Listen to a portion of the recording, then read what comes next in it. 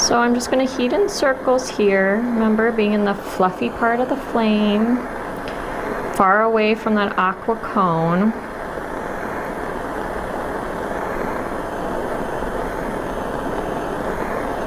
Watch that flux. See how it's nice and shiny and glossy?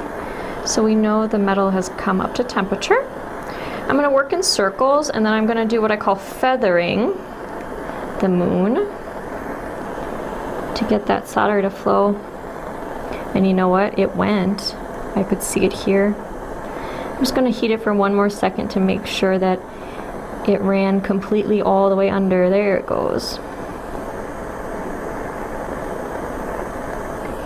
All right.